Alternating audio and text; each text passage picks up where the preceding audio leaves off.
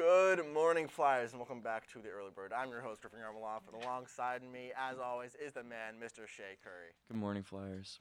We have an amazing episode for you today. We've got another guest worm in the stew, so let's not waste any more time and roll the intro. Why is it?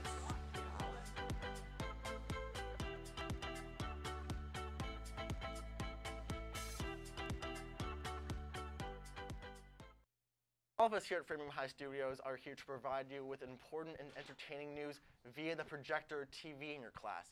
But if you'd prefer to read the news, you should check out The Hap, the revamped Flyers newspaper.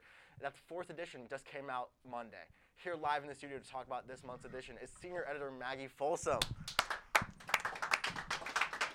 Hi, Maggie. How are you doing this fine Wednesday morning? Hi, Griffin. I'm great. How are you? I'm doing fantastic. I feel like I'm very energized because it's hump day, like almost at the end of the week, you know? For sure. Okay, so let's talk about the Hap. Before we get to talk about this this new edition, let's talk about like the general. So it was rebranded recently. Yes. New name. Talk to me about this whole rebranding process and your involvement in it. So it didn't exist for a while. It used to be in print in a totally different name.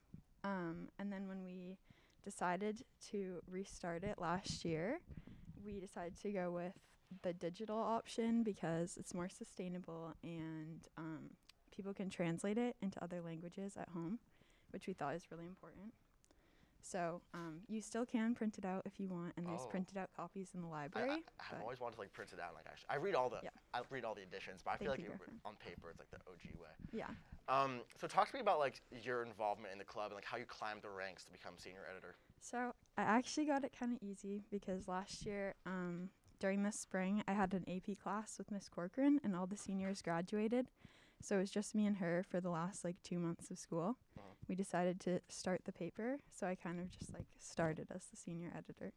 So there's been 4 editions now, including this one that came out Monday. What's your favorite edition so far? Do you have any favorite segments that maybe someone's written about?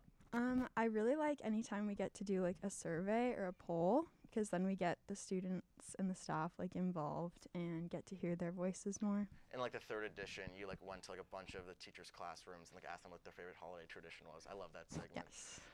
So what can we look forward to in this month's edition? We have 2 interviews. We have one with Brendan Ryan, who's the food service director, and we have another interview with the school committee head. And like when kids want to get involved as like a writer, because I know like my friend Tim, he just got involved, wrote a quick segment for you guys. But if you want to get involved as a writer, maybe write an article or 2, how can you do that? You should definitely stop by Miss Corcoran's room, which is E209, and you can ask her about it. We also have an email, which is fhsnewspaper@framingham.k12.ma.us. Thank you so much for coming on, Maggie. For those who want to read this edition of The Hap, where can they find that? In their inbox in an email from Mr. Lagan. Thank you so much for coming on the show, Maggie. Maggie Folsom, everyone, senior editor for The Hap. Now live in the studio with the pledge is a flyer. This land is your land. This land is my land. From California to the New York Island. From the Redwood Forest to the Gulf Stream waters. This land was made for you and me.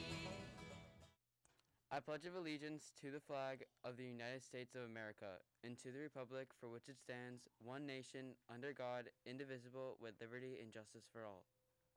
Time for our only announcement of the day, Ms. Bannock. Let's take it over to the podium. Good morning, everyone. This month, we are celebrating Black History Month. We have proudly displayed the Juneteenth flag in the lobby, so as you go through that area, please take a look. There's a beautiful library display of great reads that Ms. Corsheen has put out along with Ms. May, so stop by there and if you want to check out a book that celebrates the immense contributions of Black people in our society. You'll have special lessons this month as well that will be taught by your teachers. So this month we honor and we celebrate the countless contributions of Black people to education, public service, the arts, STEM, all fields. And so join me this month in this celebration of Black history. Parking and the parking lots. So the parking lots, as you know, students, if you have a spot, you park in your spot. You don't park in anybody else's spot, and you don't park in the staff spot. So most folks are doing a great job with that, but with the snowbanks out there and the problems that we're having in the parking lot, we're concerned for safety.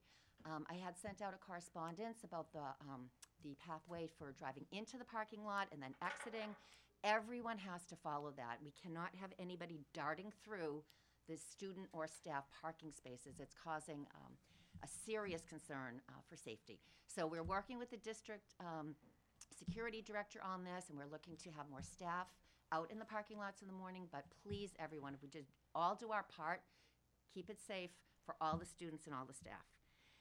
The masks. So as you know, I mean, everyone's all masked up, and everyone looks great down here today with their masks all on properly. One thing, though, that we're seeing are some of these head coverings that some students are wearing, and the head covering, of course, covers the head, but then comes up over the mouth and nose. Those aren't masks. So those aren't acceptable as a mask. So everyone has to wear a mask. And if you don't have one, you know, Henry has them as students come in the front door. So we're happy to provide you with that. But those head coverings do not count as masks. So please be mindful of that. And faculty and staff, just a reminder that we have our faculty meeting today at 2:15. And tomorrow is opening night of In the Heights. So I hope everyone has their ticket. That's going to be an amazing show. So have a wonderful Wednesday, everyone. And back to Griffin and Shea. That's all for today's episode of The Early Bird. If you enjoyed this episode, you want to watch it again, you can find it on our YouTube and our Instagram bio at Framingham High Studios. Have a great hump day, FHS, and remember, the early bird gets the worm.